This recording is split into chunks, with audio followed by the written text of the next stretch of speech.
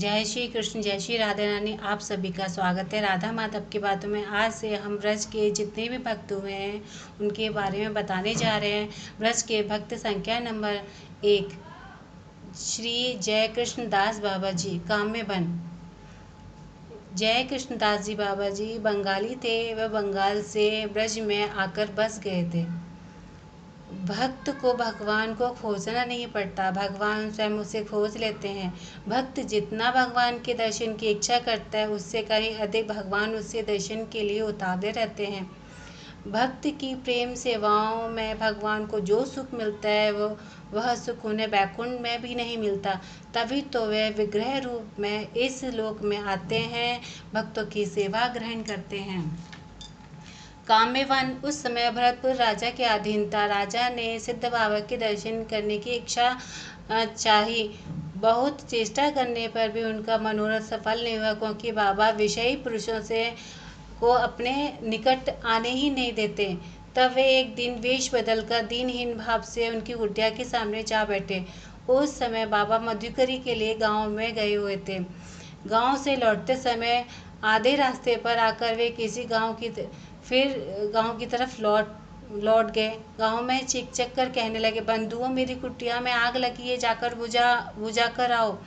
बाबा गांव में बैठे रहे। गांव से लोग दौड़े गए कुटिया पर, देखा वहाँ कोई आग वाग नहीं लगी, वहाँ तो वेश बदल कर राजा बैठे हैं। वे समझ गए बाबा की बात। उन्होंने विनीत भाव से राजा को समझाया और कहा, महाराज, राज हट से योगी हट बहुत बलवान होता है। आप कृपा करके अपने महल लौट जाइए।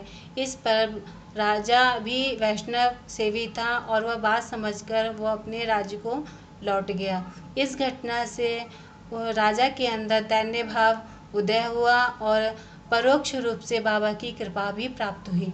एक दिन मध्याह्न में सिद्ध बाबा की अंतरंग सेवा में ऐसी घटना घटी। वे श्री कृष्ण विरह में व्याकुल होने लगे। उस समय विमला कुंड के चारों ओर असंख्य गाय और गोप बालक आकर उपस्थित हुए।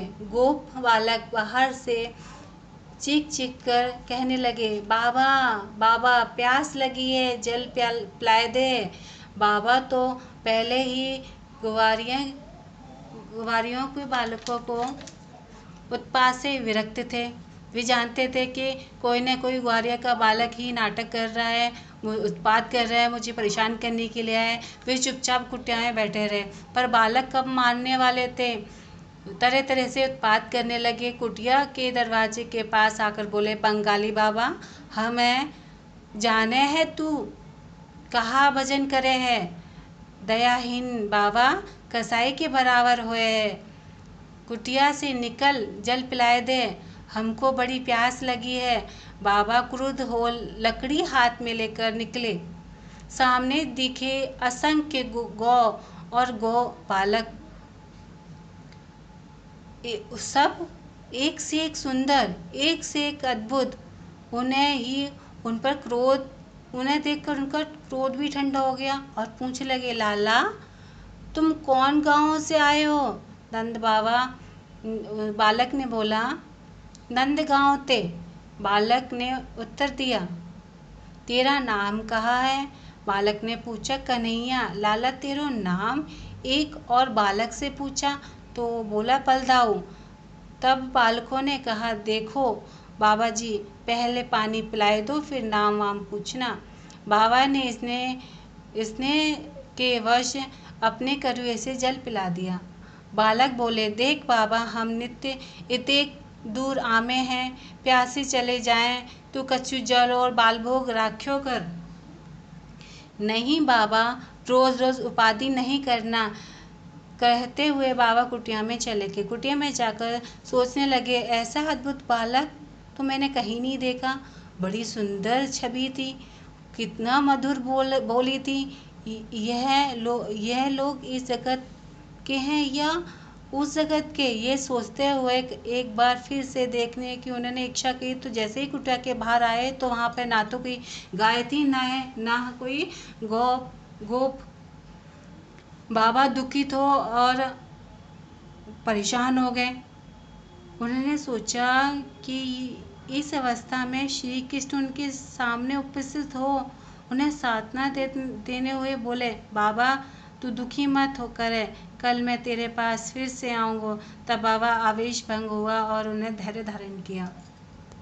दूसरे दिन एक वृद्धा ब्रजमाई आई, एक गोपाल की मूर्ति लेके बोली, बाबा मोते गोपाल की सेवा नाय होए, तू इस सेवा क्यों कर। मैं कैसे इसकी सेवा करूँगा, सेवा की सामग्री कहाँ से लाऊंगा। बाबा ने कहा, सेवा की सामग्री मैं रोज दे जाऊंगी। कहते हुए वृद्धा चली गई। गोपाल जी की मधुर माधुरी देख बाबा मुग्ध हो गए। उसी रात स्वप्न में वृद्धा ने वृंदा जी के रूप में उन्हें दर्शन दिया। गोपाल की उल्टी रीति है, कभी कोई बुलाता है तो उसके पास नहीं जाता और जो नहीं बुलाता है उसके पास वो चले जाते हैं। ऋषि मुनि बुला बुला कर हार जाते हैं पर नहीं जाते, पर उनके भक्त उन्हें नहीं भी बुलाते तो हाथ धोकर उनके पीछे पड़ जाते हैं, जैसे कि सिद्ध बाबा के पीछे पड़ गए थे। कुछ दिन में वह बाबा चैत